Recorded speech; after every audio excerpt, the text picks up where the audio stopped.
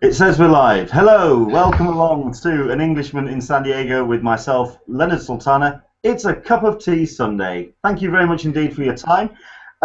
This is a weekly hangout where we talk San Diego Comic-Con as we get closer and closer to this year's con.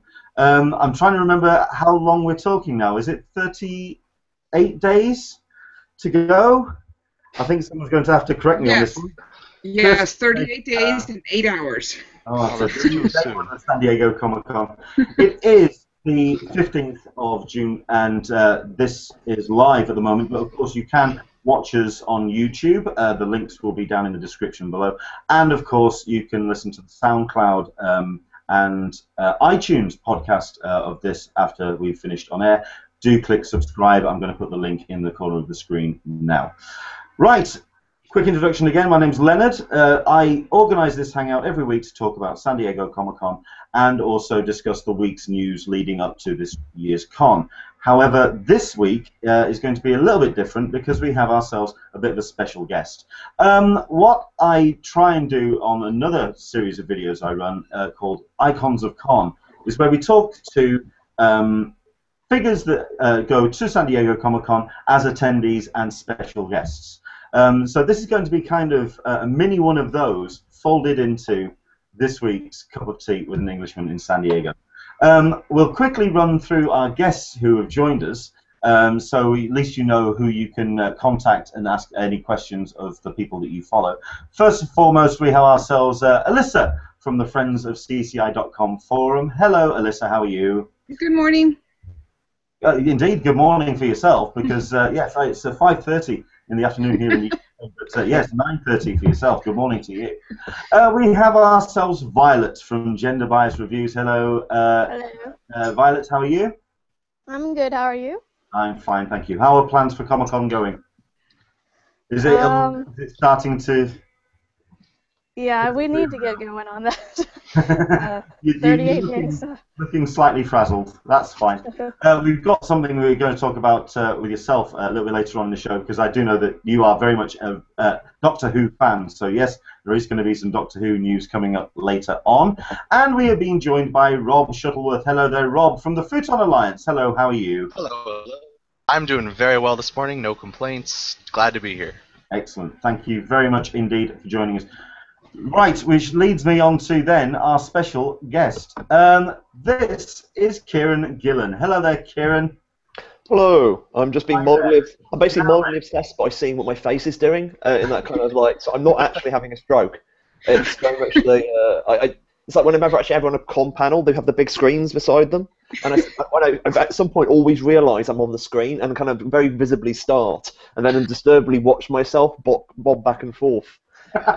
So yeah, I apologise. It's very nice to be here. I'm Kieron Gillen. Excellent. Yeah. Right. Well, I mean, yes. The reason why I've invited you onto the hangout today is because you have been to Comic-Con as an attendee, because you are a very recognised creator of some damn fine work, sir. If people somehow don't know who on earth you are, who is Kieron Gillen and what do you do? Are you sure you haven't confused me with Karen Gillen? I mean, you wouldn't be the first. It's like Doctor Who was mentioned, and I immediately thought, oh no, she thinks I wear a wig when I'm on stage.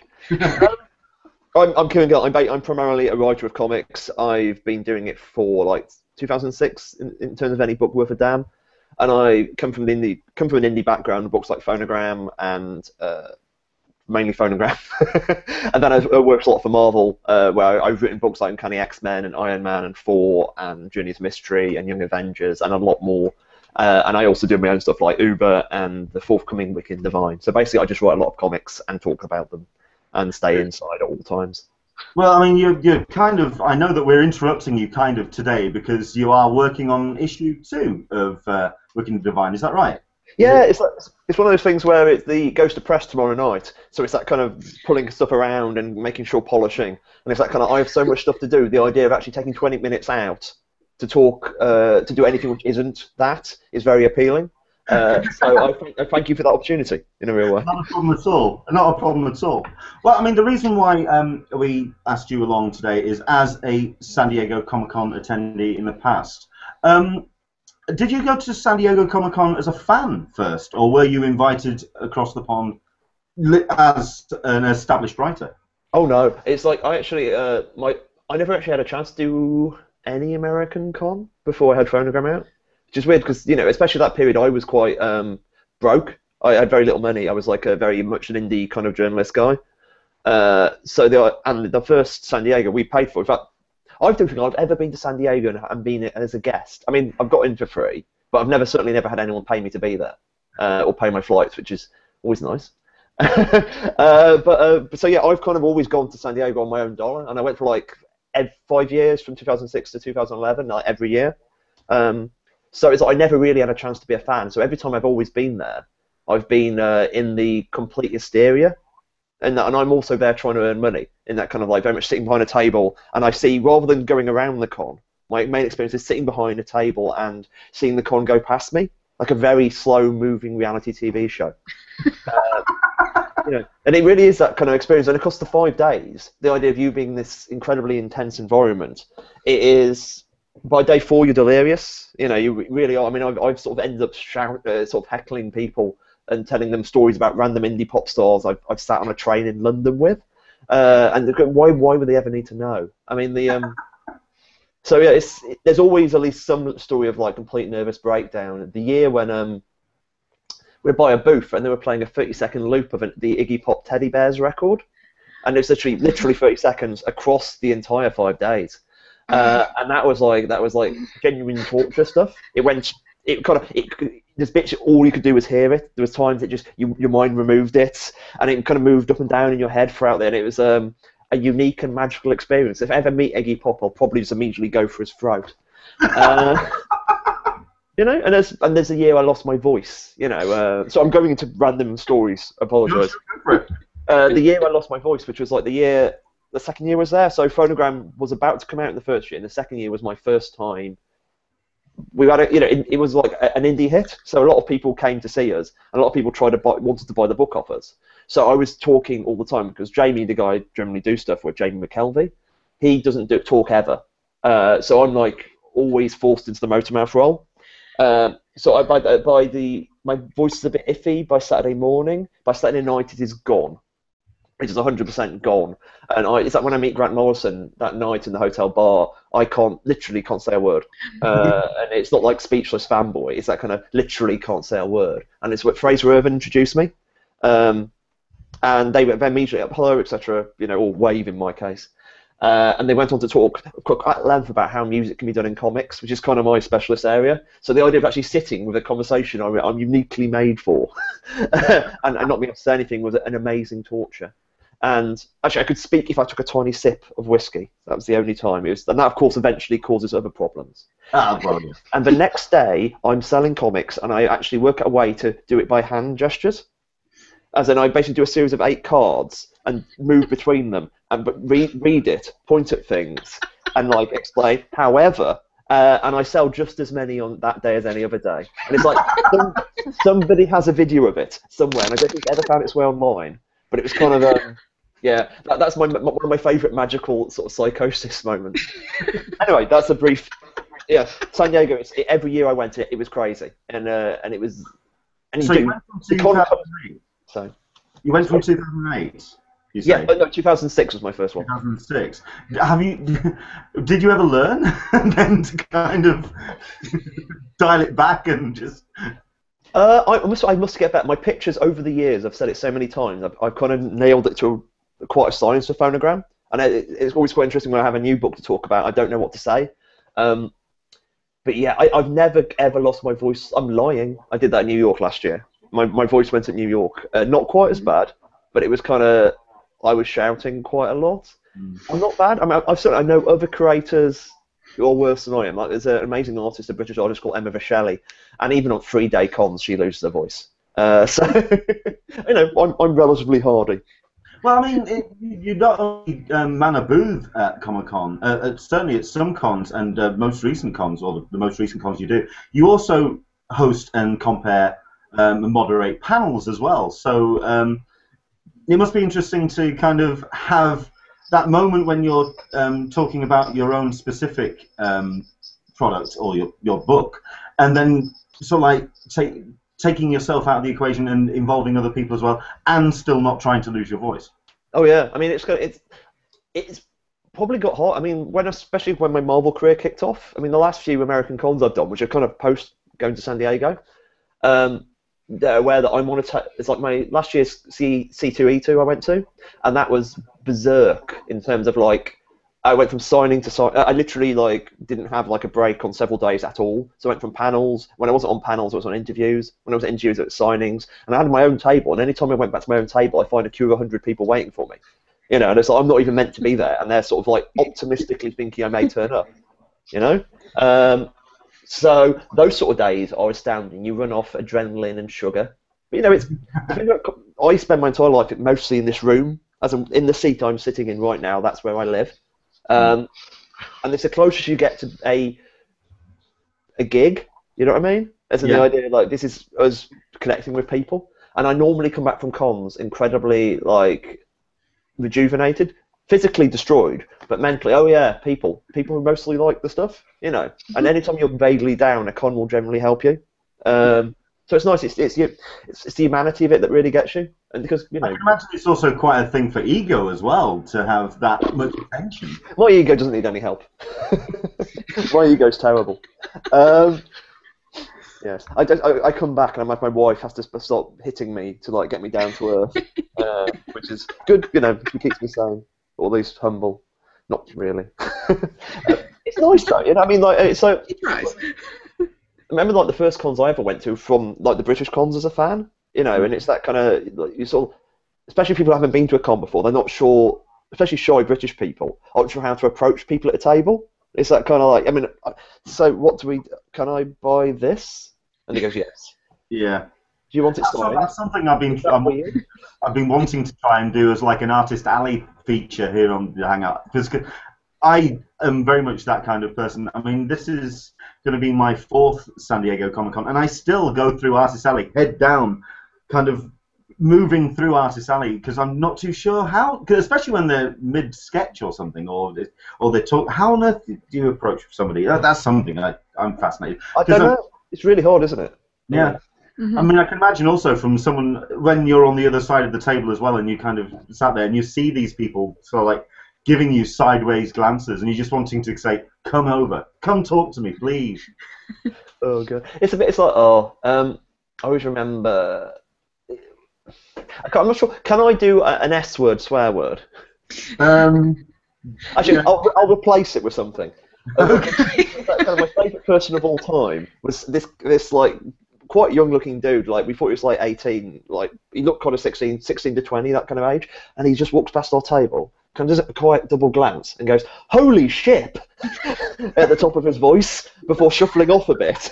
And then he comes back later to get something signed. And of course, we spend the rest of the weekend, in fact, spend the rest of our lives just saying "Holy" at each other in his mouth. So occasionally, some people are overcome. Desperately hoping that you didn't recognise him as well. Bless him, he's so sweet. But I mean, so for me, like when you approach someone and you've worked with them, even then it's like they're working, and I want to say hello because being a British guy, and a lot of the artists are American, or a lot of the artists, you know, are not fundamentally not in Britain. So a con is the only time I would actually get to see them. But it's like, what do you? I mean, you don't even want to presume they remember working with you, you know. So it's just really, especially because they're there to work and sell, but you know, you want to say hi, and that's really the magical bit. I mean. I've been working with Greg Land for like since my early Uncanny issues, and I must have done like 30 issues with him, like 20, 30 issues, and I never met him in person until last year at C2E2. You know, that's like quite a long period of time. Sure. So yeah, that's kind of the other side of cons for creators.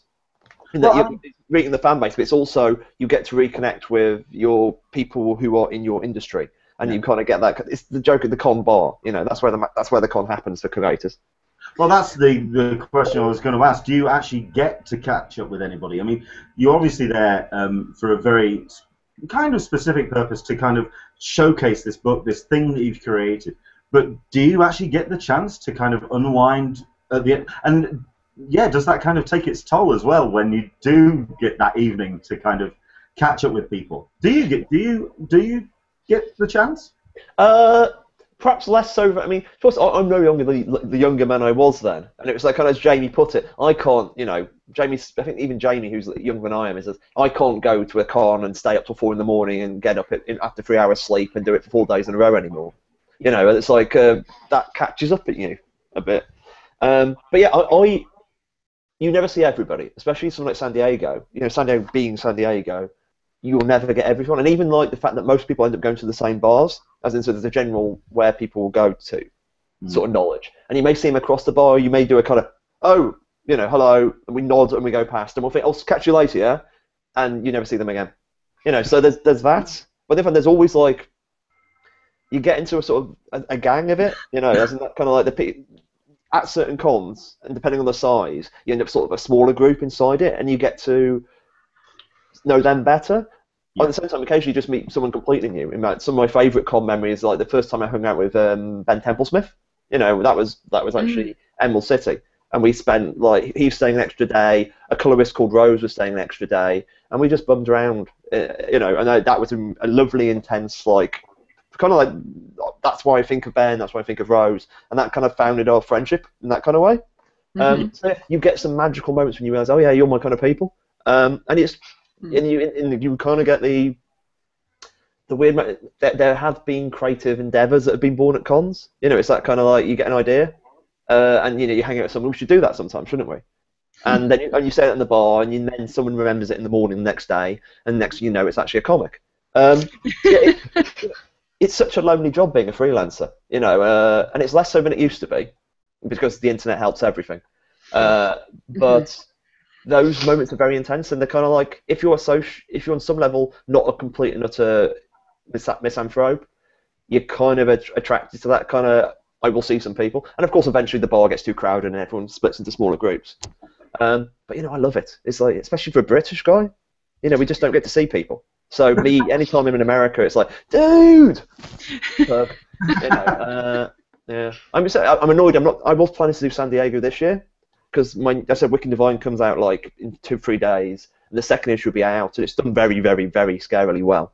And it's like, so that's a really good time to come out to San Diego. You've got your, this is a book that's worth being there and sort of hyping up in that kind of, I don't know, the arena, the deaf arena of San Diego. But my brother's getting married that day. Oh! Well, there you go. I mean, if you're going to come up with some poxy excuse, then quite frankly. Exactly. But I actually think about broadcasting stuff live from his wedding in Scotland to various panels, which I wanted to go to.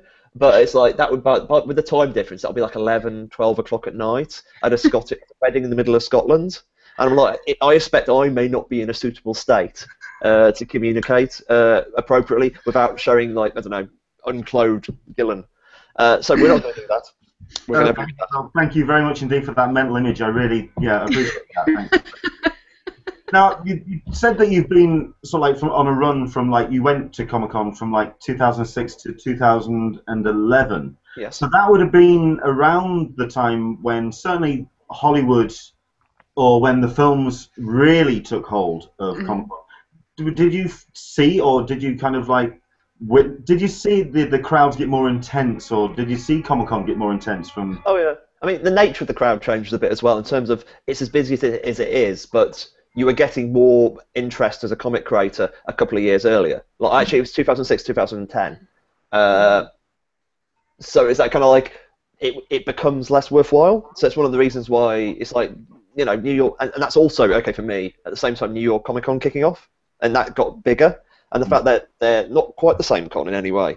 Yeah. But New York now is closer, especially if you're a comic guy, and it's also 5 hours on the flight closer.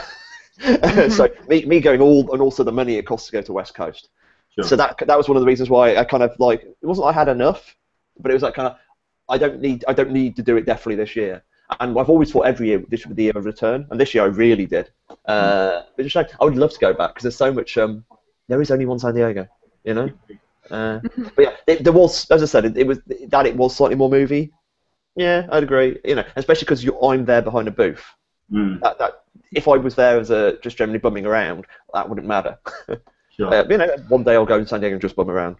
Well, I mean, there is the old adage as well that many people do kind of write their books now eyeing that multimedia deal, which I'm certain can be kind of made or broken at San Diego Comic-Con. Did you ever think that perhaps you could spot that legendary connection across? Legendary Studios connection from across the way? I'll tell you what, it's like... I think I'm asking about the industry kind of part of it, where you're kind of networking. Everyone has, especially the more you get into it, the more the meetings there are. You know, they will, come and have a coffee. You know, we meet a Hollywood agent, we talk stuff. You know, there's all of that. So that the fact that the industry is there just make it kind of worthwhile if you can do it. I mean, the idea, this is when I was like moving. I was basically homeless and was sleeping on sofas at the early part of this period. Just not because I was that broke, but it was because I split with my long-term girlfriend and had nowhere to live. So it was one of those kind of homeless, i.e. self-inflicted. But at the same time, when you're on the phone to your Hollywood agent or whatever, this is ludicrous, and that's the conflict between the two is A, very San Diego, and B, very comics. Yeah. So yes, there's always the meetings there, and we've met some interesting people, and we've had some meetings we just kind of sort of blink at. Like there was this one, there's one we let die in the vine because we're kind of scared that he might do it, in that he was kind of one of these transmedia kind of people who are like want to leverage an IP across multiple brands, everything. They want to do everything. And want to take Phonogram, which is incredibly abstruse, like dark, weird little indie book about pop music being magic, and take that idea and basically weaponize it. And in terms of weaponize it, mimetically speaking, and he taught, and he was fast. He name dropped Nelson Mandela. I said I've never had anybody. That's like I've had some people name drop pretty hard before, and it's like, and I go, and to be honest, it's true. He is entirely capable of name dropping Nelson Mandela. But it's one of those kind of like, yeah, I'm not. This might be above my pay grade. that was actually, we kind of ran away with the possibility of getting money because it's like, if it works, I think we'll feel terrible. It's like kind of, this is a weird indie book. We don't really want the money in that kind of way. That sounds weird. But there's books. It is part of the thing. And one of my favourite moments of San Diego was the year that's. Was that my last San Diego? It might have been. Like Walking Dead was about to debut, and Scott Pilgrim was coming out that year as well. And of course, I don't know Robert very well, but obviously I've followed his career, and being at Image, I know that kind of stuff. And I'm mates with Brian and Malley, and the idea of seeing these the two big hotels by San Diego with these posters, the size of the skyscraper, based around people I know, or more importantly, people who are roughly my generation of comic book creators. Being that big was lunacy, it was that kind of. I remember saying to Matt Fraction, or did Matt Fraction say to me, it felt a little bit like us winning, that kind of these two black and white indie books were this culturally dominant of this multimedia thing. It's like, yeah, it was a kind of a warm glow for it all, really. It's when San Diego kind of makes dreams come true. Yeah, there's the idea of, imagine how strange it would be something you create. Oh yeah, that's my skyscraper. That's covering the wall there. It's a weird. I can imagine. I do try and imagine Edgar's face as he came round the corner of Gaslamp and saw that. Oh yeah, oh man. That's like Malley. I'm also been an enormous fan of Spaced forever. It's like I've followed Edgar's career for since the beginning. Spaced was the only thing that could make me go home on a Friday night to watch it when it came out. It's the element of this is our lifeness. Yeah. So yeah, it's a fascinating place. Okay. I was going one more question. I know it's kind of going back a little bit, but here's something I wanted to ask, and it was about the whole Hollywoodization of Comic-Con.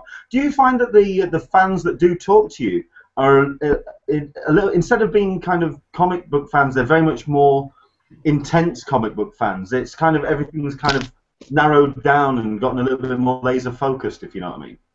Well, since I've been there for a few years now, I would be kind of churlish to say what it would be then. No, I think it's more like the actual randoms you get more interesting, in that kind of like the people who literally don't know much about comics, and they're quite often interested in talking about it. I mean, this is the same at any con, because people come to cons because it's a spectacle.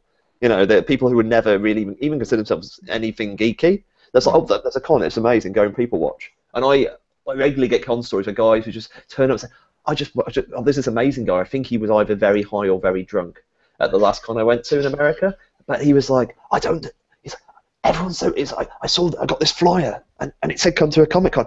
Now I'm at a Comic Con. and what do I do now? And you sort of explain, yeah, okay, you can do this kind of thing, you do this kind of thing, you buy this fine comic product, you know, and I'm going to do that, I'm going to go see the cosplay parade. Great, mate. Go knock yourself out. And it's like, yeah, why not? So if we do find Kieron Gillen outside of San Diego Comic-Con or any Comic-Con at any point, just handing out leaflets on how to actually attend a con, that's where it started. That's where it all happened. It's like, I did that. I've completely stood outside hot cons handing out leaflets of my comics in that kind of complete punk rock back in the dayness. And that's good. It's fun, you know. It's fun. I love cons. There's like I wrote my first ever con I ever went to. I wrote my first comic script the night when I got back. You know, so it's kind of like my entire sort of career is tied into these kind of social events in terms of my mental kind of how I tell the story to myself. So I've suddenly gone serious. Sorry. Yeah, love them. Bless it. How about you? Demystify anything. That's my motto. Excellent. Right, well, tell you what, I'm going to let you get off because I do know that I want to see the next issue of Awakening Divine because it is, I mean, this is where I kind of pimp myself and say if you can get a copy through to us, I'd be love to see it. Because I've also seen all the variants, the covers that got, was it announced this Sorry, week? I'm trying to show some of issue 2, which I've got here. Hey. This is obviously not the coloured stuff, but it's kind of, this is proof that it exists. Oh, fantastic. Okay, well, the one last question then, I suppose, just to wrap things up. Would you be going back to Comic-Con? And if so, what would you be looking forward to kind of getting out of your con when you go back? Oh, wow. I mean, you know, I would love to... I don't know. It's hard to actually make any plans to Comic-Con in that way. As I said, I would want to go back this year. And if not this year, it's got to be next year. Unless something goes completely and utterly wrong and I go, like, have a nervous breakdown or something, which isn't it could always happen. I would like to do it next year. And it's that kind of like, after like a 6-year break it would be then, you can kind of reapproach it with a completely different set of eyes. So I just want to explore it and see what happened. Is that one toilet, which is normally quite clean, still clean? You know, literally knowing the magical toilet, which I'm not going to actually tell people where it is. If it's still there, there's always this one toilet. If you can go there and that and round the back, it's the one, and that isn't got urine on the floor. You know, that kind of. If you find that toilet, that was kind of my main aim at Comic-Con. And then you never tell anyone else about it because if other people go to it, it's dangerous. You know, you don't want to tell. You know, it's that scene in Community with the trampoline. Well, I mean, I've got this mental image of a toilet in San Diego suddenly becoming this Narnia, where a clean toilet is complete Narnia. It's like being at a music festival. If you find a relatively clean toilet, this is a very good thing. Always a good thing. Excellent. Kieron, thank you very much indeed for your time. I know that I asked if we could borrow you for 20 minutes. You've given us half an hour, and I really, really appreciate it. And I'm certain that all my guests they've all got grins on their faces. It's great story, and it's great to have you join us. Kieron, thank you very much indeed for your time, sir. Thanks for having me. It's been great. And sorry I've been ranting. So yes, but a pleasure. I'll see you guys on. It's a pleasure. Thank you. Thank you. And that's where Kieron leaves us. Wow, that was brilliant. Wow. Yeah, I told you. Although, I mean, we have had someone join us turn around and say, well, I thought we were having Kieron Gillen. You teased. What are you doing that for? You teased us. No, we had Kieron Gillen. That was brilliant. If you do follow Kieron on Twitter, because him and his partner in crime, Jamie McKelvey, are two fantastic Twitter addresses to follow, because Kieron is he's a sharp wit, and as you can tell, his mind works a mile a minute, and he's a great follow. I love Kieron. Brilliant. Thank you very much indeed for joining us on that one, Kieron. Right. Now we can kind of start the show kind of proper, as it were. A cup of tea with an Englishman in San Diego. As always, if you do want to get in contact with us here on the Hangout, do jump on the Q&A on the side of in the Google Plus event page. If you are watching this on YouTube, I have got the YouTube video comments up as well. I'm trying my best to watch those as always, but the best place as always to get in contact with us is the Q&A. Okay, just a couple of people who are checking in. Thank you very much indeed for watching, as always. Jesse, Lynn, once again, is it July yet? That's the hashtag of the moment. Okay? For watching it, and if you are a true Comic-Con fan, I want you to start tweeting, hashtag, is it July yet? That is going to be our hashtag. Absolutely. We also have ourselves, let's see if we've got one or two people who are joining in. Yes, Diego Navarrete, who has tweeted, texted on the Q&A, asking for more phonogram from Kieron. I think that's going to be a tough sell, because like I say, he's very much in the moment of working on The Wicked and Divine. But no, if you haven't read Phonogram as a book, like I say, like he explained, the story of Phonogram is pop music as magic, and that's the hook right there. He quotes bands. There's even at the back of each issue, there's a playlist for each issue. It's an amazing book. Do check out Phonogram. Absolutely, yeah, I recommend that very much so. Dan Berry's joined us, saying hello. Likewise, Mega Doug Fortney saying hello to Alyssa. Hi, Alyssa. Nice to. It's good when people are reconnecting with each other, even if it is in the Q&A of a Google Plus Hangout. But yes, thank you very much indeed for joining us. Okay, things that we're going to be covering and talking about in this Hangout are. We're going to be covering one or two bits when it comes to collectibles. Obviously, a very large collection of collectibles were announced this week from Diamond Select, which we're going to talk about very shortly indeed. We're also going to be talking about Doctor Who and the possibility that they may not be showing up at Comic-Con this year. More about that in a second. We're also going to be talking about the WB plans, which were announced, he says in exclamation marks, of their possibility of their panels at Comic-Con 2014. This is a series of dates, films that may be coming out in the next something like 7 years. Basically, the roadmap for WB. Now then, what we would like you to join in on this conversation today is, what would you like to see Warner Brothers release at their panel, which we can presume is going to be the Saturday of Hall H Comic-Con this year. It doesn't have to be serious. You can kind of be a little bit more humorous about this one, or you can actually say what you would like to see at Comic-Con this year. The hashtag is CupOT SDCC. That's the show hashtag, and of course, do jump in and tell us what you would like to see at Warner Brothers this year. Okay, let's go quickly down the line and find out what has been happening in the world of our guests and what they have been talking about. Because obviously, we have our guests who are very active on social media, and it's great to have them join us and talk about what they've been getting involved in. We'll start with Violet. Hello there, Violet. Hello. Gender Bias Reviews. It's good to have you join us. Thank you very much indeed. What has everyone been talking about on GB Reviews this week? Well, we went to Phoenix Comic-Con last weekend, so a lot of our coverage has been about that con. We had Stan Lee, Nathan Fillion, John Barrowman, Adam West. They each had panels there, so we have a lot of pictures up about those. And I seem to have caught the con crud, so I'm trying to recover from that. Oh.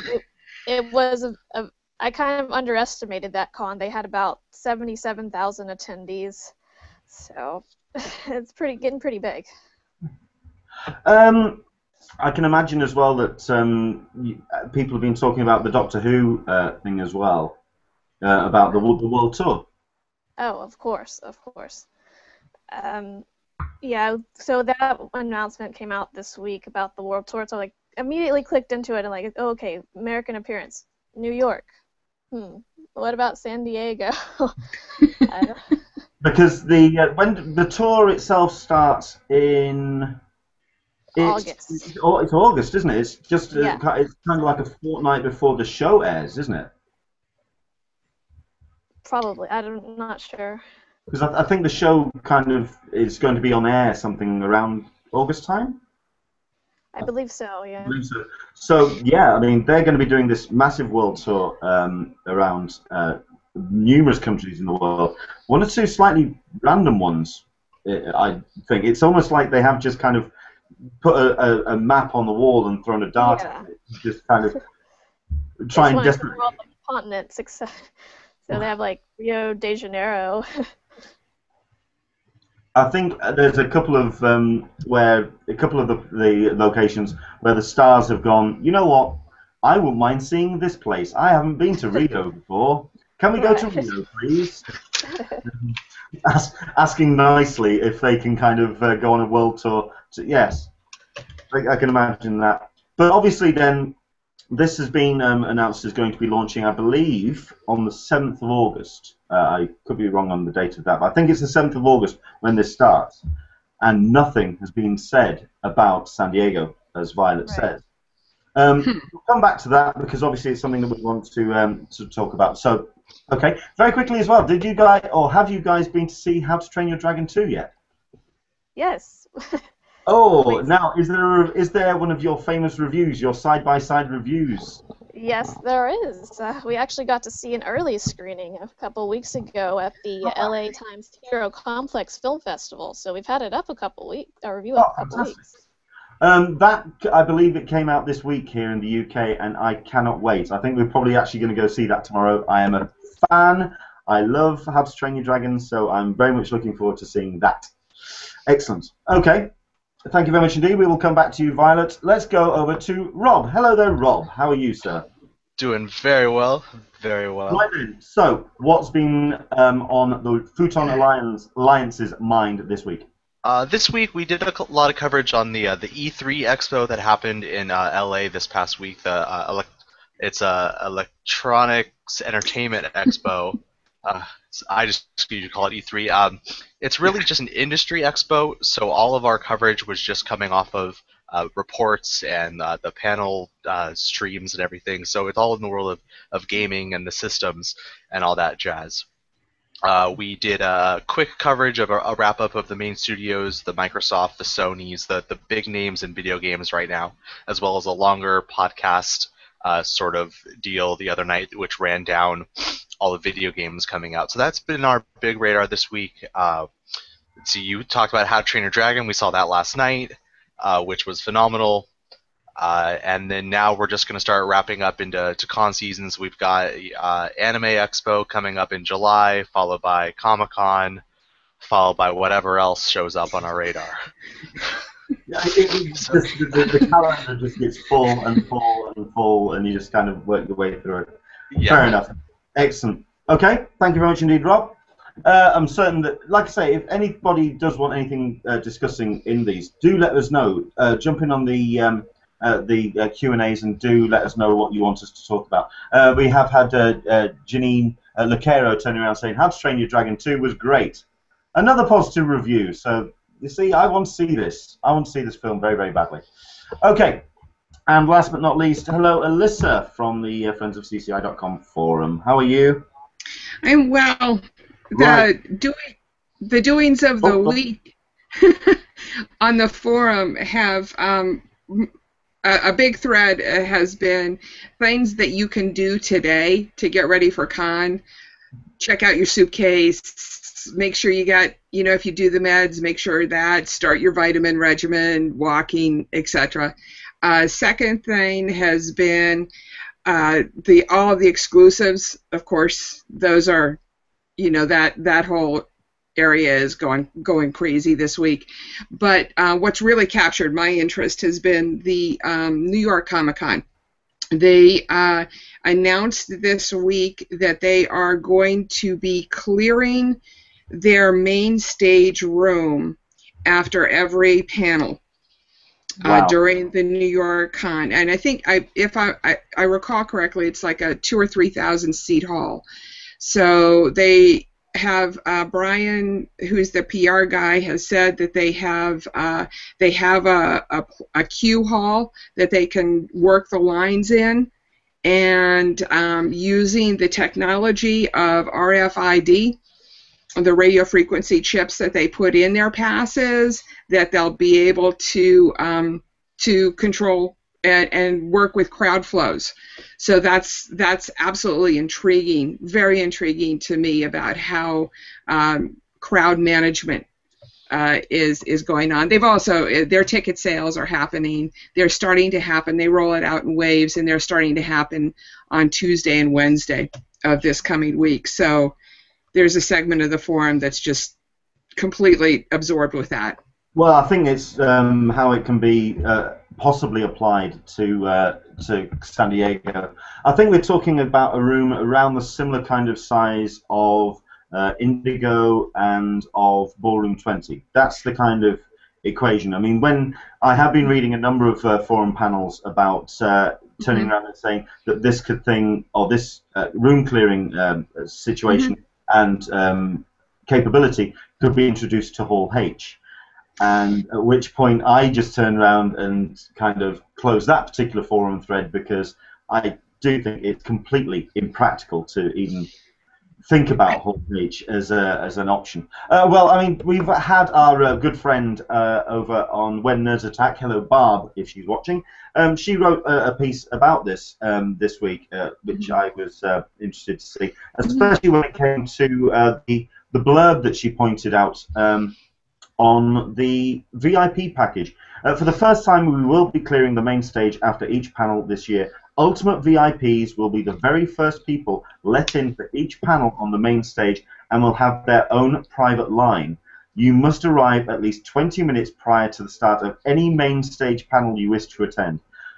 This is where we kind of create a tier system, really, for Comic-Con, and I think that's what's really kind of got under a lot of people's skin, because it does make the one thing that Comic-Con, or San Diego Comic-Con, I feel, has always tried to apply is a level playing field for everybody.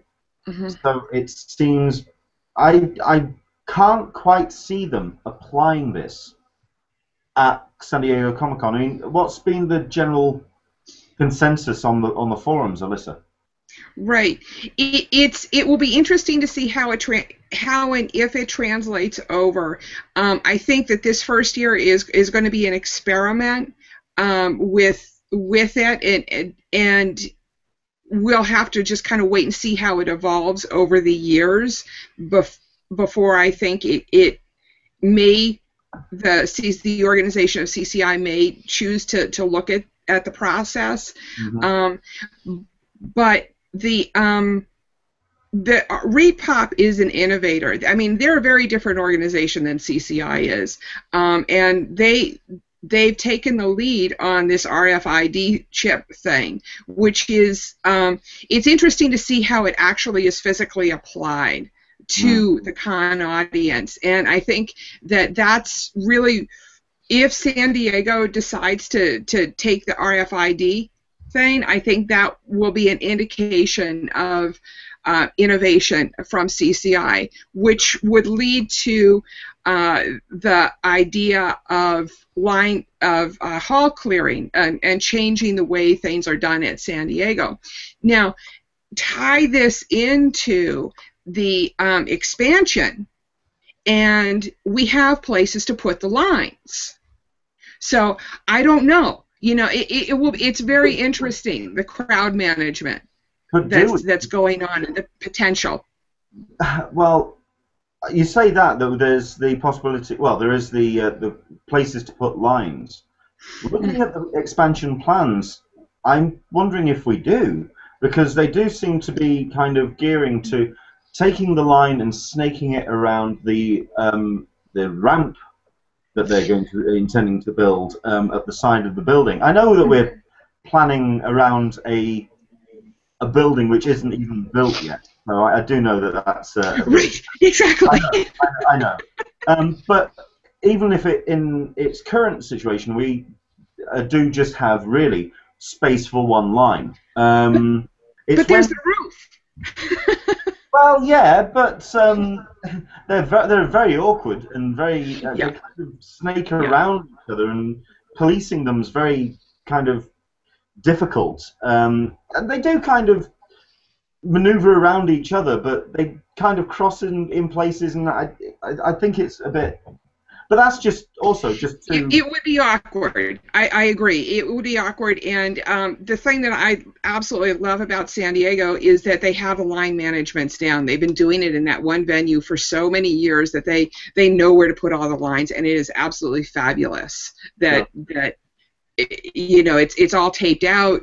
There's no questions. It just is the way it is, and I would hate for that to be lost if they tried to clear rooms. I don't. I think that this is the ReedPop is responding to what people have asked ReedPop to do, which is to clear rooms so people can get in to see their favorite panels. Sure. And I think that what they may not have considered is the vast a lot of people who just are happy with the status quo, and they haven't said I'm happy with room camping. Yeah. It's the comment that's on here, which is I find interesting, is it's coming back to the whole idea of which panel you want to go to. Let's see if this comes up. Hopefully it does come up on the screen. I don't know if we've lost it, but we'll try it. It basically says, this is somebody according to who works for ReedPop, there will be separate queues for each panel in the queue hall. If you want to see Walking Dead, get in that line. As soon as we hit capacity, then that panel is capped, and no more people will be allowed in that line. This, I think, could be interesting, considering that a number of properties and a number of studios, they kind of rely on the people to kind of either sit through a panel or just sit in a room, instead of focusing very much on a specific panel to kind of get the attention on perhaps a smaller property that isn't going to, that doesn't have the attention of, say, some of the bigger properties. So that they're looking, instead of kind of having somebody experience something which they didn't expect or didn't know was going to possibly have their attention, to have this kind of system does kind of now, it takes an audience out of that interest. I find it very, I mean, I understand where they're going from. And you make a very valid point. I mean, that's how I got interested in Supernatural, because I was waiting for the Doctor Who panel, which is kind of, in retrospect, that was a few years ago. This is the other thing that really interests me about this as well, because this is something that a lot of people have been wanting to see at San Diego Comic-Con. This is also from the When Nerds Attack article.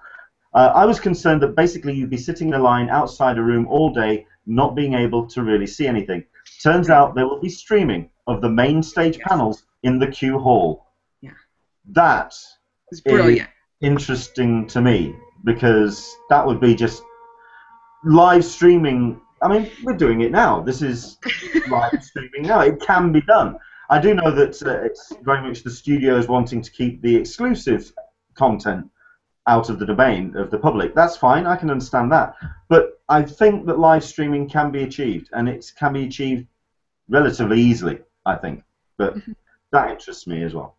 So, I mean, has there been anything else off the back of this, Alyssa? Off the back of this. The translation is lost. Yeah, so, okay. Basically, if there was anything else that anyone had been saying, but no, I think that's pretty much. Yeah, it's. I think the person who joined the conversation was Brian. I think it was Brian who I told that I may be talking about this. So thank you, Brian, the PR gentleman from ReedPop, for joining us today. Excellent. Well, yeah, indeed.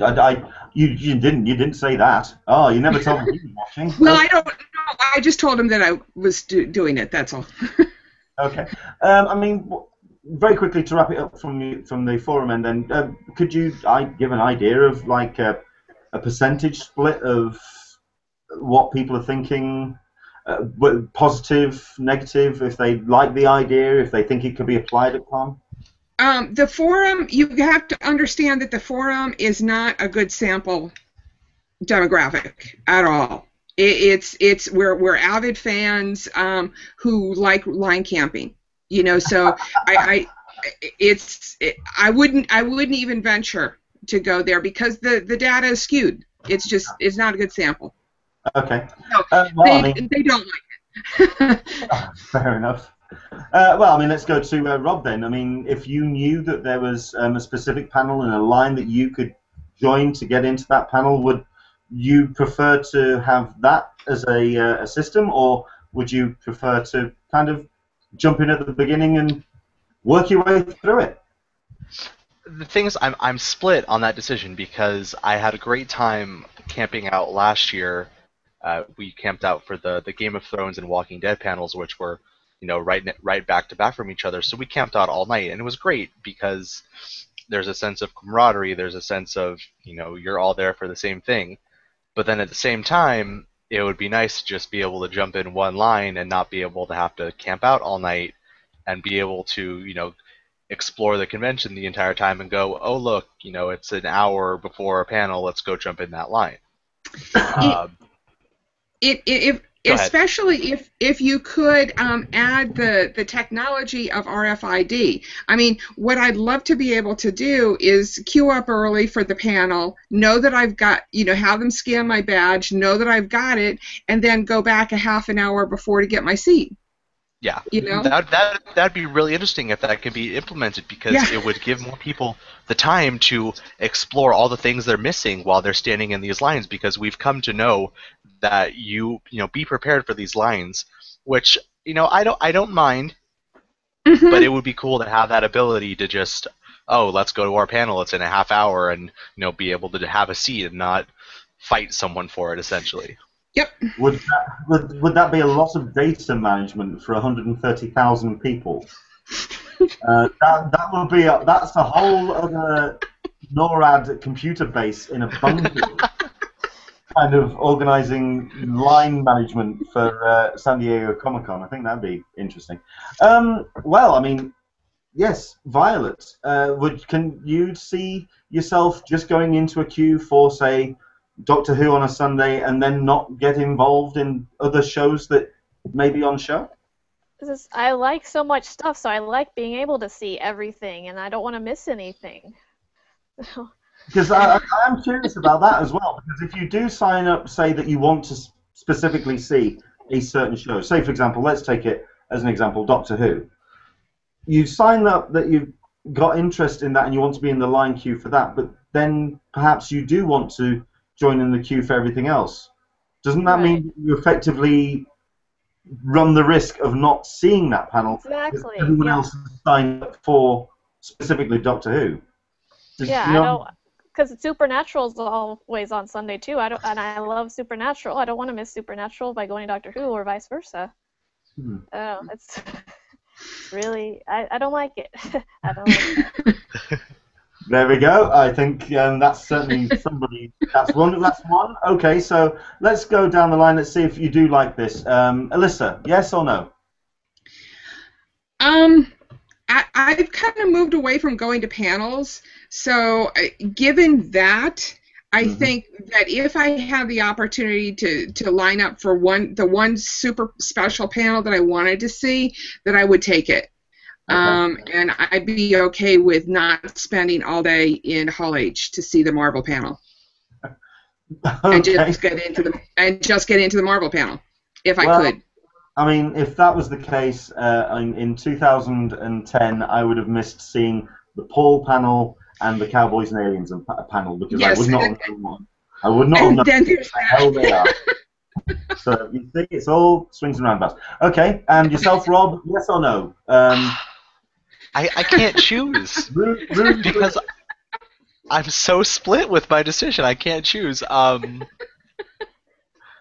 For the moment, I'm gonna say no. I'm not okay with the idea, because there's the sense of Comic-Con is, you know, you're prepared to line up, you're prepared to camp, you're prepared to share the experience with all these people. So why change something that people have gotten? While they may not enjoy it all the time, they do enjoy it some of the time. So I'm going to say no, I don't think it'd be a good idea, because there's a sense of fun waiting out overnight and sharing in that experience. I think the other thing Fun is- camping out in downtown San Diego. Yeah, exactly.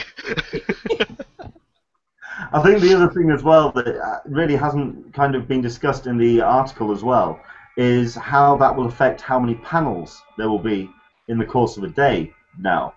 From 8 panels, does that go down to 5? Basically, do they lose content by all that time clearing out a room? I think it's going to be an interesting experiment. I mean, Yeah.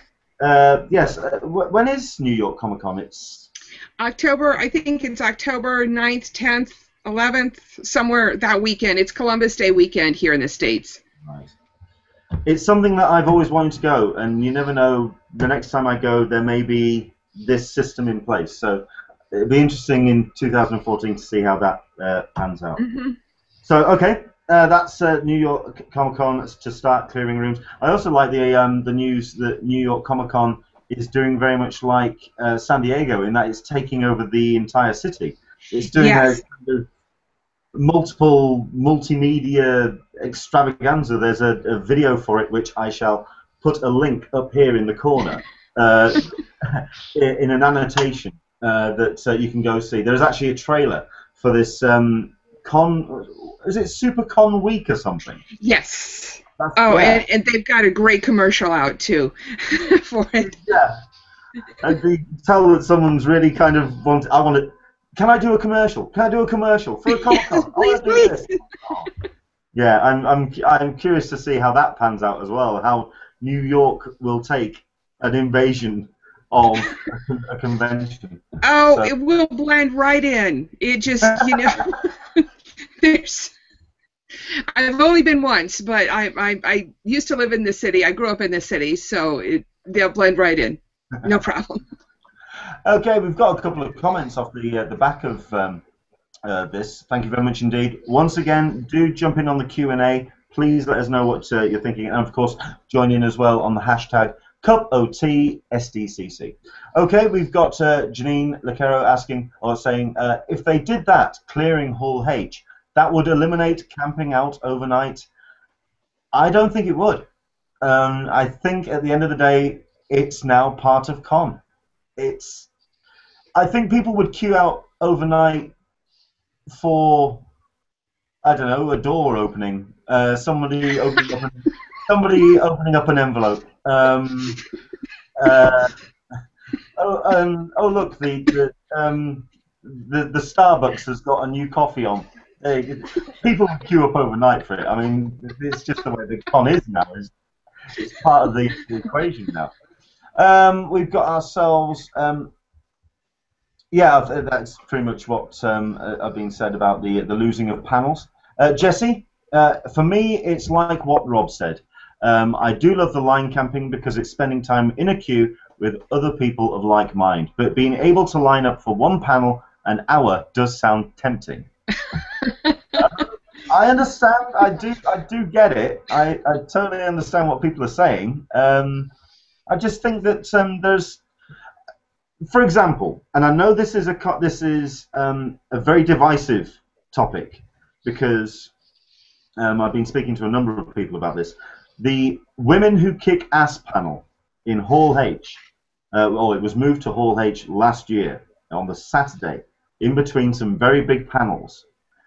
If we had room clearing and if we had lines for specific panels, Right. Panels like that would be utterly marginalized, and they would be just shifted away from the spotlight which was granted to them by going into the Hall H timeline. I believe that panels like that are very important to the character of San Diego Comic-Con, and people, if they enjoyed it or not, it's the subject that I think is important, and I think people would have been deprived of that if this was gone. However, it's options. Angie, hello there. Hopefully we'll be having Angie back from the Nerd Girls back on the show at some point, very soon indeed. Clearing rooms might cause more chaos of people running back and forth to different panels. The way it is now, you have a few thousand people in lines not roaming the exhibition floor and clogging up the streets, etc. Very good point. It does take, at the end of the day, it's 130,000 people descending on San Diego. Mm-hmm. And to have them in a line, it does kind of, at least you know where they are. No, it's people management at the end of the day. Yeah. It really is. Yeah, it's that whole crowd management thing, which is just going to be challenging. I mean, San Diego, I don't think it would be something that San Diego even thinks about for a while. But that's why I'm so interested in what New York City does and what CC does, because I think that that just the sheer learning how to manage crowds of 100,000 plus people of Comic-Con nerds who are they go this way and that way, and oh no, I want to go see, and I need to, and that it's a learning experience, Okay, let's move on from that topic then. So, do let us know what you think in the comments. Do you think room clearing could work at Comic-Con? Let's not talk about Hall H, because I think moving 6,500 people is bloody impractical, and if they do decide to do the expansion, that could go up to 8,000 people. So let's not even think about that.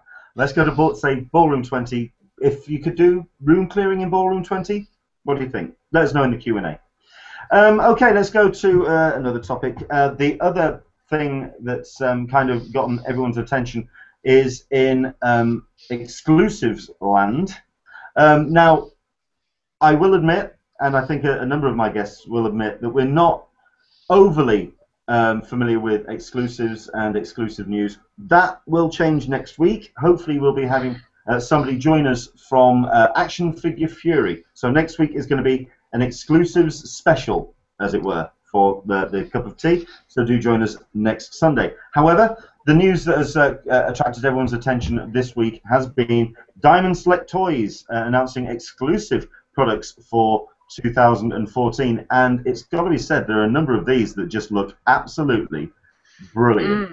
That Godzilla's nice.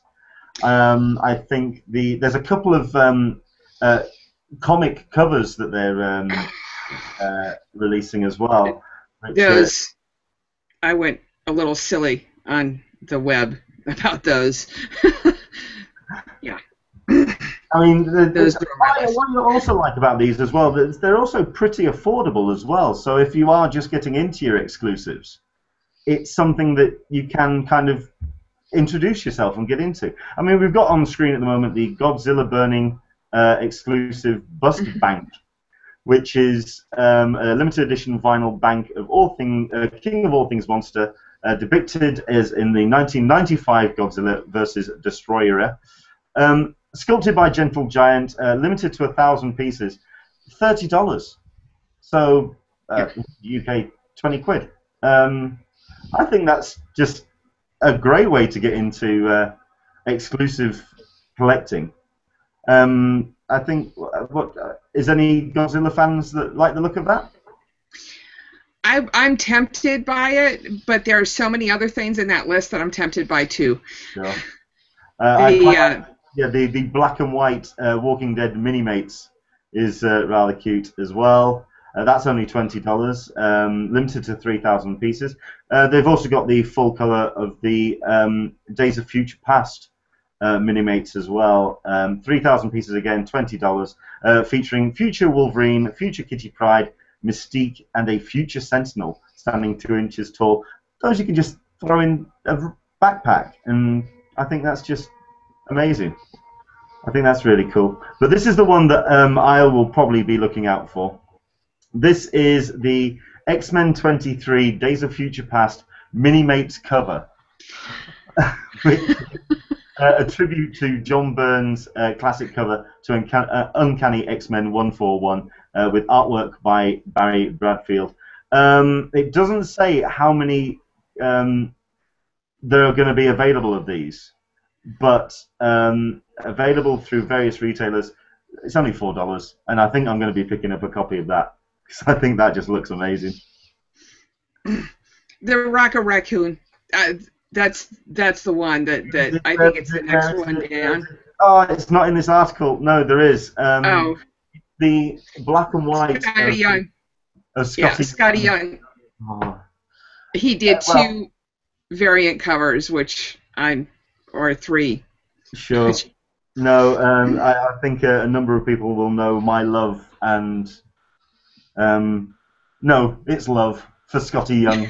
I am a fan till I die. I've got a number of his covers which he's signed, and he's I'm a fan. And yes, it's the cover for Rocket Raccoon issue 1, which is a black and white cover variant of his cover for that, which is just gorgeous. To be honest, I can't actually wait to see that particular issue. I can't wait to see that comic because I think that's just going to be hilarious. And last but not least, we've got a world debut, making his debut at SDCC, made in 2001 for the release of the Blunt Man and Chronic movie. It is the Jay and Silent Bob Strike Back Cockknocker retro action figure. Because who doesn't love a bit of Cockknocker? $20, and it is only going to be a limited release, but I don't think Mark Hamill has ever looked so cute. Oh, man. So, yes. I think that's all the main ones for those. I mean, I also quite like that Yoda as well, but I think that just reminds me of the Wonder Woman Invisible Plane, which I also like the Star Trek Battle Damaged USS Excelsior, but I'm a Trek fan. Yes. So, and a lot of people have been talking about the Deathstroke unmasked pop figure. Sure. Too. That in that whole diamond release. Yeah. I was trying to find that earlier on today, and I kind of struggled because it's his Father's Day here in the UK, as well it is in the US. So I've been kind of tied up taking my father out for a meal, so I've kind of been a bit distracted, so do bear with us. But no, some great exclusives on that. Okay, let's do one last topic then. Like I say, then next week is going to be a exclusive special, because hopefully we are going to be joined by Nick from Action Figure Fury, who's going to talk about and take us through the exclusives of San Diego Comic-Con 2014 with only, well, next week, 4 weeks to go. So certainly all the exclusive news will be in full swing, and he'll be talking us through it. So looking forward to that. Okay, let's bring up on the screen then the thing that we're going to be talking about next. Nikki Fink is a gossip journalist, somebody who has had a lot of history with setting up a site called Deadline. Had a bit of a falling out with that particular site, and I believe it was technically ousted from the site, and has now gone live with her own site, NikkiFink.com. As one of her first reveals for 2014 for the new site, what Warner Brothers DC Comics is planning at Comic-Con in July. This has just done the rounds on the internet, something chronic, because it basically not only shapes down what is going to be talked about at Hall H at their panel, but also pretty much maps out Warner Brothers' plans all the way through to 2018. We have, this is according to Nikki Fink's source, May 2016, Batman vs. Superman, July 2016, Shazam, Christmas 2016, Sandman, May 2017, Justice League, July 2017, Wonder Woman, Christmas 2017, Flash and Green Lantern team up. Yes, Alyssa, we will be coming back to you on that one. and May 2018, Man of Steel 2. What's everyone's thoughts on this? Number one, to kind of have that much information at this point kind of tells me that maybe there are some people out there that open up their presents not only the night before Christmas, but the April before Christmas, which is, I think, a little bit too far. But also just some of the reveals, some of the ideas. What's everyone's thoughts on this? Let's go to Rob. Well, the only reason I think part of this list could be true, and the fact that we're hearing more and more about the casting of characters that are going to this Batman vs. Superman, the Justice League sort of announcement, because yesterday they announced that Jason Momoa was going to be Aquaman.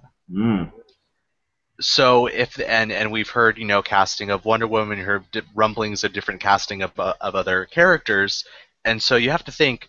Yes, we know DC is trying to set up for this eventual Justice League movie, and the fact that they're throwing in a lot of these characters into this Batman versus Superman film, even just glimpses of them, shows that DC knows somewhat where they're going, I would say. So part of me thinks that the only, out of this list, I think the ones that we can kind of be sure of would be, I see, a Justice League and a Wonder Woman movie.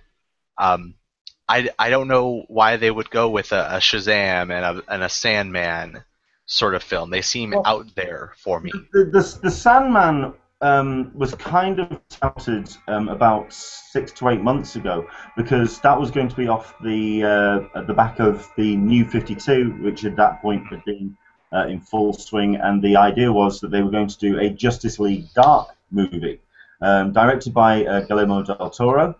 Which he's still circling it, apparently. He'd still love to do it, but that seems to have been kind of put to the wayside, especially with the release of the Constantine TV series. So that may have taken up the space of the Justice League Dark element of the whole thing.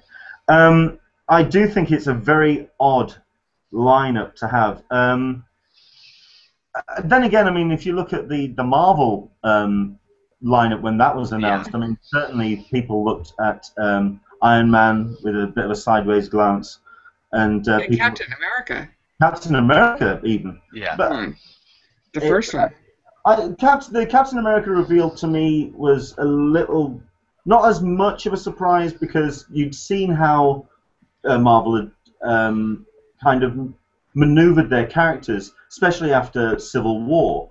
They definitely had the two sides of Tony Stark and Captain America, those opposing sides. So it was kind of like the yin and yang of that particular universe. So it kind of made sense that they were going to have that character in the lineup, especially when they were obviously, I don't care what they say, they were planning the Avengers movie decades ago. That was a long time goal. This is, I think, the difference between the approaches between DC and Warner Brothers and Marvel. Marvel have got somebody with his hand on the rudder, and has had for a decade and a half now. I think that, well, certainly a decade. Let's not go stupid. Certainly a decade. He has set the plan out. He is the single mind that is kind of driving the thing forward. Yes, he's been slightly knocked off the tiller this last couple of weeks with the Ant-Man news, but at the end of the day, Kevin Feige is the Marvel MCU. It's that simple. There isn't anybody with that position and role at Warner Brothers. I don't know if that's intentional, whether they want to kind of not have the focus on somebody. I don't know. Okay, so in that lineup is, in Christmas 2017, Flash and Green Lantern team up as a film. Now I go to my kind of resident Green Lantern. That's only because, yes, you've got the comment. Yes, you've got some framed in the background. Deal with it. It sounds interesting to me. You know, it will be interesting to see whether or not they take it from the television series and the history, the canon that's been established there, and make that into a movie, and maybe that's what they're planning on doing. But to go back to the Shazam and Sandman topic that you guys brought up, I mean, maybe they are having this grand scheme like Marvel did, and are putting those movies out there, maybe anticipating that they're not going to be the Wonder Woman Justice League, but they need to build to the Justice League to make it more powerful. And I like the Flash and Green Lantern teaming up, but as my son says, I like bad movies. So. Okay, you're calling this film 3 years out. Congratulations, that's impressive. Well, I'm going on for the past Green Lantern. Okay. Looking at that then, I mean, we've, like Rob says, we have had announcements this week for Aquaman, Jason Momoa, which I personally will also say is genius casting, because Aquaman has been the character that everyone has been gloriously kicking in the nabs for about a decade and a half now. He has been the running joke. I mean, I think the best one for that is, I think it's Family Guy, where Aquaman is over in the water and a woman is getting attacked on a beach, and yeah, what are you going to do? What? You can't come up here. You can't do anything. It's just been the running joke. You cast Jason Momoa, you ain't laughing anymore. He'll kick the crap out of you. I had a picture taken with him at Con last year. He's a big guy. He's a big guy. Oh, man. So, no, if anything, it does kind of take the whole focus off the Aquaman jokes. So, yeah. Although I do quite like the statement from Dan Berry as well. Things that we'd like to see at a Warner Brothers panel. Jason Momoa in a blonde wig. I can't see him wearing orange and green. I can't. That's going to be, yeah. But, okay, let's try and be a bit serious now then. Because we have these character reveals. Oh, no, go on, Alyssa.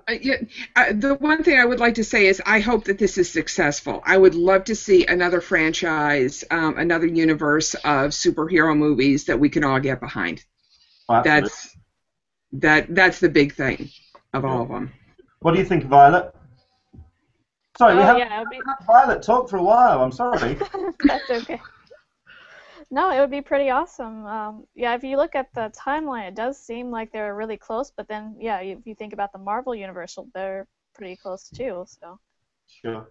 Well, the website is Gender Biased Reviews. At the end of the day, we're now going to have to wait until July 2017 for a standalone Wonder Woman movie. Is that too late? Is it too little too late? What do we think? Yeah, it is pretty late, because we got to wait until after the Justice League movie for that. I would want to have that before. I don't know. Sure. I mean, I think that where I was kind of aiming with it is, with that Flash and Green Lantern team-up movie, which you would think is going to come off the back of Justice League, because that's the other thing. People are talking that this is based on the model of the old, pre-52, different Justice League model, which is a whole other topic of conversation. We won't go there today. The comment has been that with Flash and Green Lantern coming off the back of Justice League and Wonder Woman, are we actually going to see the Justice League revealed at San Diego Comic-Con this year? Are we going to have a Flash and a Green Lantern on stage? What do we think? Anyone? It seems a little early. Yeah. It goes to me according to that too. timeline. Yeah.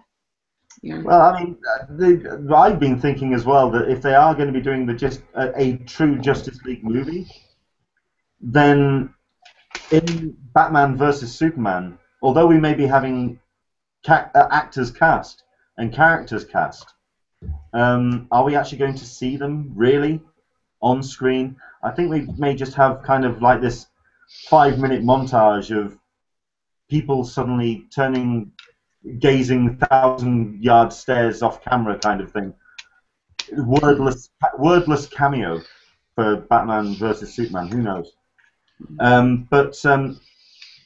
I think Warner Brothers as well would very much like to have that Avengers moment. I think they do look at that DVD extra on the MCU, and when they brought out the Avengers for that first time, I think they really would like to have Avengers moment. They saw the Days of Future Past where they had the entire cast there, front and center, and all their reveals so far have been one person coming out, talking about something, and walking off. There hasn't been a big reveal, and I think they'd really like to have that. So I'm just wondering if we'd see that this year. We're getting actors cast. That's the thing. I would have loved to have seen a Green Lantern, Green Arrow movie, but I don't know how that fits into the. Well, I don't know how that fits into the scheme that they're doing. And the other thing is that JMS, and I can never pronounce his name, he did Babylon 5, wrote Babylon 5. Krasinski, yes. Yes. He wrote a Wonder Woman script a few years ago, and I don't know if they're going to be using that or if they're going to be asking for a different script. Well, they've had so many scripts go through the mill when it comes to Wonder Woman. I mean, you had the Joss Whedon script, you had Straczynski. I think there's another 3 names that I can't think off the top of my head. They've written Wonder Woman into the ground at this point. So long as they don't do or write Wonder Woman like they did for the TV pilot, that thing just, oh my God, that was bloody awful. Anyway, okay, let's see where we've got. We've got Jesse, who did want to try and join us today from the Nerd Truth, who is kind of our resident DC expert, saying where Marvel set up their characters before the Avengers, DC will branch out their solo movies from Justice League. That seems like a very risky proposition. Because you're rolling the dice on one film, and you're desperately hoping that those characters work off the back of the one film. What do you think? It is. It is. But I mean, they set. Well, I'm sorry, but they set up. I wish Jesse was here to comment, but they set up the movies like the Captain. I keep coming back to the Captain America because that, to my mind, that one was really kind of out of left field, and I didn't understand why they were doing that movie. I liked it, but I didn't understand why Marvel was doing it, and it was a risk. And maybe Warner Brothers doesn't want to take this risk. I mean, maybe they're following, which is I would think would be detrimental. They're following more of the standard Hollywood formula scripts, which would be unfortunate, in my opinion. Humble. No, I agree. Now the question is, did you actually want to know this amount of information this early, or would you have preferred to have had a big reveal at Hall H in 5 weeks' time? This just seems very kind of. It's just rumor and it's speculation, and I'm just wondering if it's going to do more harm than good, than actually having Warner Brothers reveal it at their own pace. I just find it very. I don't know if it is detrimental or not to the whole. The way that Warner Brothers want to reveal information. But yeah, at the end of the day, all of this is also down to people signing on the dotted line. While Jason Momoa some articles are confirming that as a sealed deal. He did turn around. Oh, no one has said that he's actually signed on the line which is dotted yet.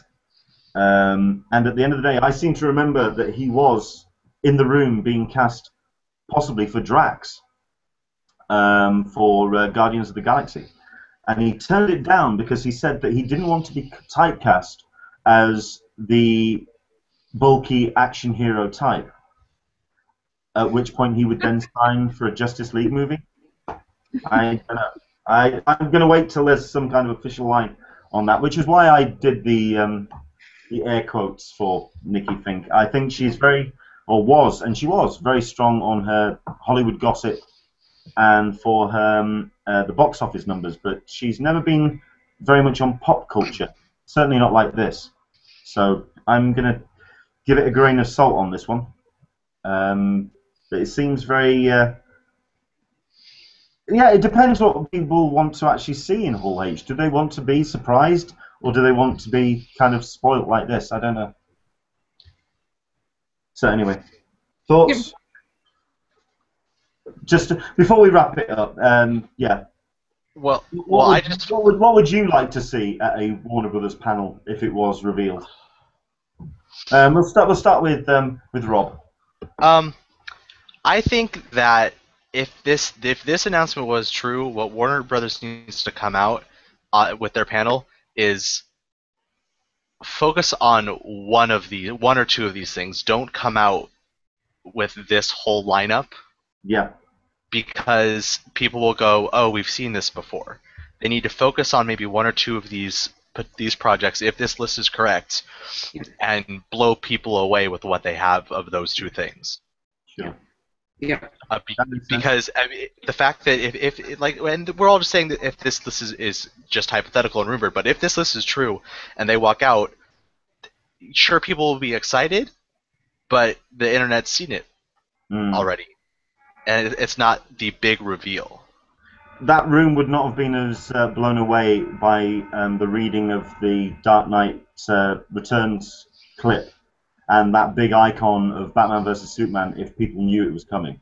One or two people did hint at it, but they certainly didn't pin it as a full-blown Batman versus Superman setup. So no, I know what you're saying. Violet, what would you like to see at a Warner Brothers panel? Is there any character that you'd like to see, or anything you'd like to... I agree with Rob. I just want to see a couple of things, just whatever's coming up next. Yeah, I would have liked to see that whole list being revealed, but now that we know what it is, it's kind of lackluster. So. Yeah. So yeah, you, Nikki Fink, you've ruined it for us. You, and Alyssa, I mean, is there anything that you would like to see at Warner Brothers panel? Echo what everybody else has said. My general feeling about the DC characters is that I keep hearing promises and promises, and there's not the movie every summer that I want to see. I want to see a movie every summer from DC, and then I could really kind of get behind a franchise a little bit more. But I'm a Marvel, that's born and bred Marvel, even though I have the DC books on the wall. Well, I mean, we're looking at this setup, this list here, and starting May 2016, you're looking at 3 films a year, one big one and a couple of satellite films. Whether that means that Wonder Woman is going to be relegated to a satellite film, I'm not sure about that. What I would like to see at a Warner Brothers panel, I would like to see the full, if they are going to do the full original Justice League, pre-52, I would like to see one of my favourite characters introduced into the lineup, and I would like to see somebody whose star is on very much the ascendance when it comes to performing in films. So yes, I'm going to put my call of Jonah Hill as Martian Manhunter. Right here. You've heard it here first. If Nikki Fink can do it, I can do it. Jonah Hill as Martian Manhunter. There. Planting my flag. So there. Right. Last but not least, let's do things that certainly won't be appearing at Comic-Con this year, and it's down to the television programs. Very quickly, as pointed or tweeted on Friday and confirmed, if you are a Haven fan, Haven will not be coming to Comic-Con 2014. Very good reason, though. They are confirming that they are on a 26-episode schedule for that particular series, and they are deep in production at the moment, and they can't spare anybody to come off set to come to Comic-Con. So, yes, good news, you're going to be getting a full season of Haven, but they will not be coming to Comic-Con. And last but not least, then, Doctor Who. Doctor Who, we've talked very quickly about it earlier on, but I think it's the Q&A certainly is not happy about the idea that Doctor Who may not show up to Comic-Con this year. Last year, it was the 50th anniversary, it was the Day of the Doctor, you had Matt Smith, you had Kieron Gillen on stage, you had Stephen Moffat, all very much excited about this final episode of Matt Smith's Doctor. At which point, Stephen Moffat kind of went off on one. He pretty much told the entire room, and indeed the internet, off, don't share this trailer that we're going to put on the screens in Hall H. Otherwise, we won't be bringing any more reveals or exclusives to Comic-Con. Those were his words. At which point, 4 hours later, that footage landed up on the internet. So, with the reveal, or the story now is that the World Tour starts in August to promote the new Doctor starring Peter Capaldi. That starts on the 7th of August, and as of right now, there is no word that the gang is going to be showing up at Comic-Con. In other words, has Stephen Moffat taken his bat and ball home? What do you think would happen to Comic-Con if Doctor Who didn't show up? Because I personally feel, as somebody who went in 2010 when David Tennant had just really been taken on, and everything was just kind of Doctor Who mad, and everything was just building up, and excitement was getting built about it. At the end of the day, it was built at San Diego Comic-Con, all that excitement and all that hype. And then Sunday pretty much has become Comic-Con Sunday. It's Doctor Who Comic-Con Sunday. What do you think would happen at Comic-Con if Doctor Who didn't show up? Anyone? What's everyone's thoughts on this? Anyone want to jump in? Violet. Oh, at least the line on Saturday for the Sunday panels wouldn't start at 1 p.m. on Saturday like it did last year. There's that. This is that's one thing. I find it interesting that that they would actually just not come at all. I mean, is that even remotely possible? What do you think? It's weird. It seems like such a staple. It's just the Sunday thing to do is Sunday Doctor Who. I don't know. We were kind of talking about this, myself and a friend of mine, another Doctor Who fan, and like I say, Comic-Con pretty much built the series when it came to building up all that attention to Doctor Who, and to be honest, the American audience really only knows the younger Doctors, the Matt Smith and the David Tennants, and to some degree Christopher Eccleston. People have gone back if they have become true Whovians to check out the classic Doctors with the older Doctors. But for the vast majority, the people that have really kind of made Doctor Who the phenomenon that it is in the States, they are more familiar with the younger Doctors. And I thought that they would have used Comic-Con as a way to introduce this older gentleman, this older Doctor. What do you think? Rob?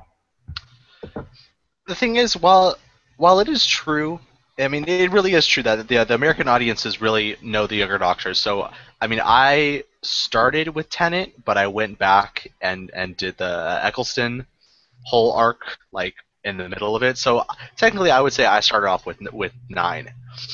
And I was okay, and I love what, 9 and 10 were as far as Doctors. I wasn't so keen on the latter part of 11. But if they're smart, they really need to utilize bringing Doctor Who with Peter Capaldi to Comic-Con, because they're moving away from the younger Doctors to an older, more mature one, or mature, hopefully, I don't know. I think it would be a mistake if they didn't. Sure. In some form, if they didn't bring it, they would be losing a lot of the popularity that they've built up.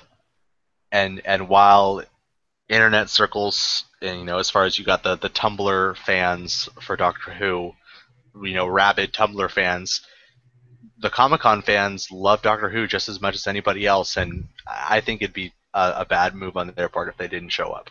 Even if it's just for 1 year. Even Yeah. if it's just for 1 year. I mean, then again, there's also the not threat, but there's also the possibility, because Stephen Moffat has said and has proven on numerous occasions that he's very much a Nerd HQ fan. So, while he has turned around and said that he may just pull the plug on bringing anything to Comic-Con, you could Doctor Who as a Nerd HQ exclusive. Good lord! Tickets for those things sell out, for the panels for Nerd HQ sell out pretty quickly. But then again, we have had Hall H line, 6,500 out. Well, there was more like 3,500 people outside, 6,500 inside for this panel, and there's a 350-seat room in Nerd HQ. Oh my god! That would just be horrific. But yeah, I think that's an interesting one. We've had a couple of comments coming on the back of this, as you can understand. It's something that the threat that Doctor Who might not show up. Janine Lacaro, a lot of people will be very upset. That's 3 exclamation marks and all in capitals. Yes, I think that's very much an understatement. We've also got comments from Angie, saying, Angeline, would it be really up to Moffat to say not to bring Doctor Who? I think BBC could override him and bring it.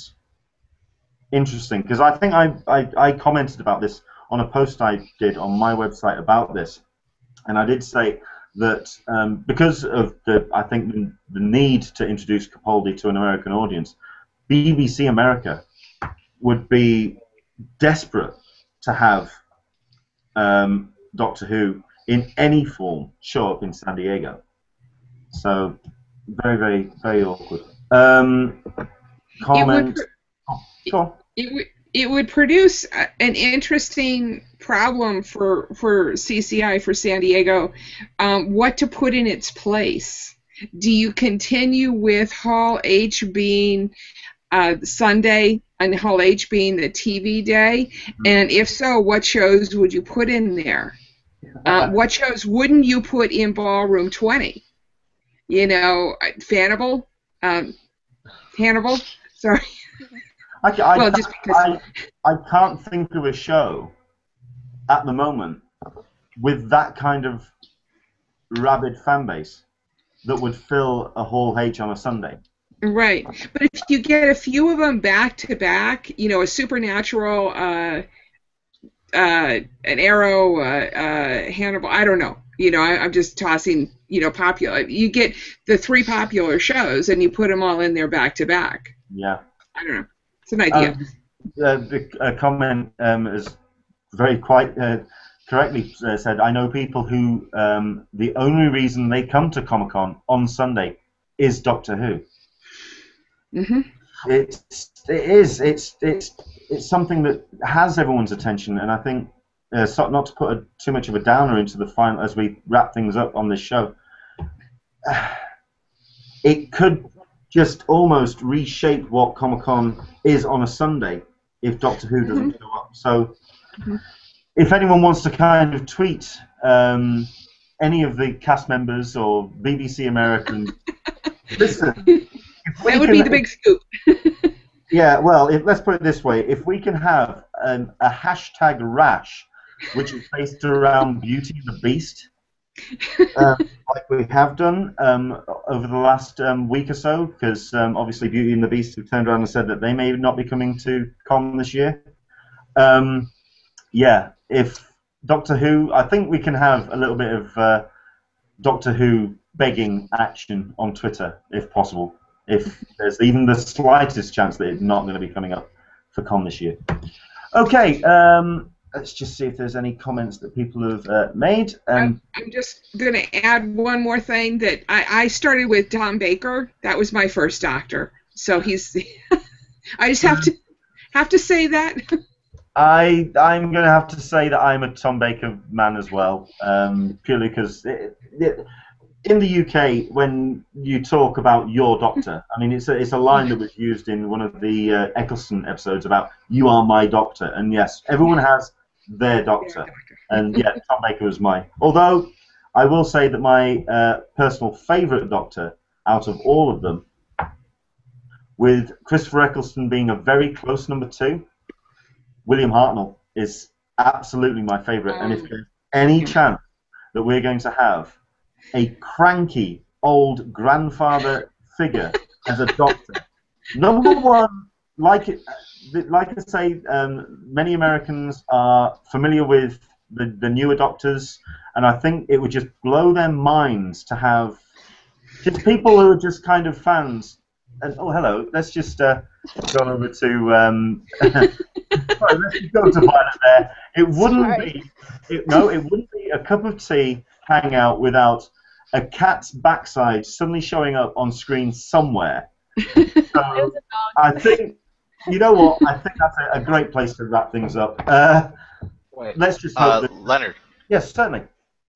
I'm actually I think there will be a Doctor Who presence. I'm looking at their the BBC America Doctor Who Tumblr account, and they made a post wanting art to show at Comic-Con. I think for the BBC America booth, right? Which they're asking for Whovians to submit artwork featuring fan work of the 12th Doctor and Clara. Okay. So if they're ramping this up to have things going on at the booth, maybe that's a good sign that it will still be there. Then again, there's also, as far as a panel. There's also the statement that could be the only way they can have of having fans submit. Yeah. Oh man, that is going to be. I think I'm going to be paying very close attention to that, because to have Doctor Who, I think I'm going to pay attention this week. That's going to be my focus, I think.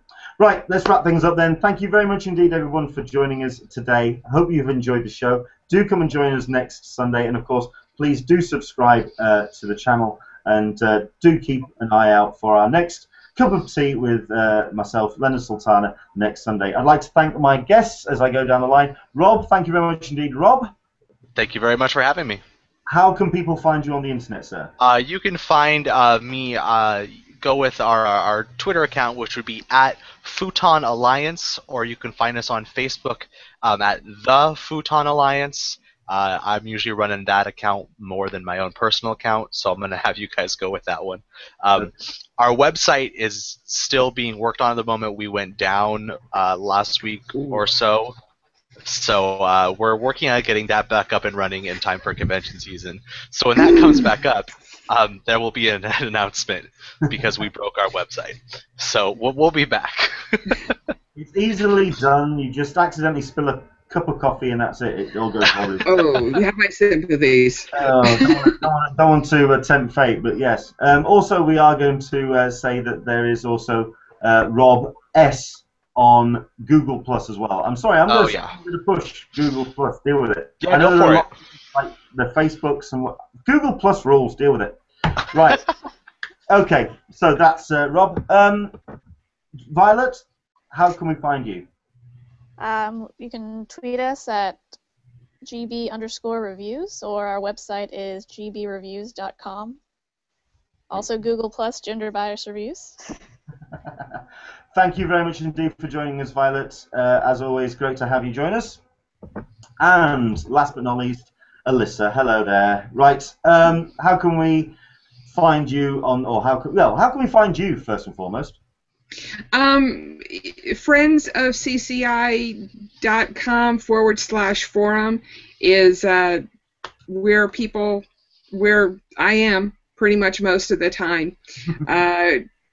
The other thing I wanted to say is, if people didn't catch the first part of this hangout, go back and watch the comic book guy. Yeah, that interview was yes, with Kieron Gillen. Yeah, yes, it was fabulous. He joined us halfway through.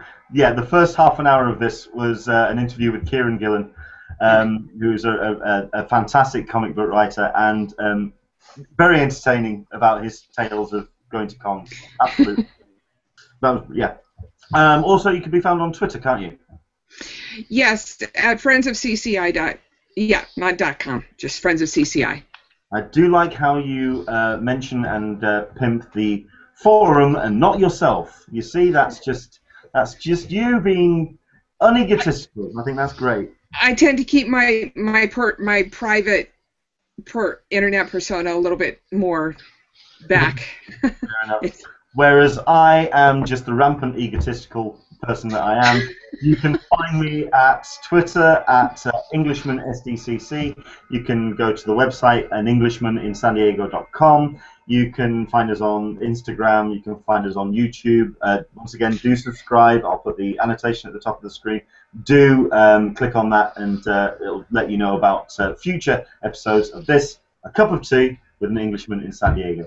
Thank you very much indeed for joining us this Sunday. I will hope to see you next week, where we, like I say, we'll be doing a exclusive special. Hopefully, we'll be having a special guest from Action Figure Fury, talking about what you can find at the exhibition floor in 2014. Thank you very much indeed, and we will see you next Sunday. Bye-bye.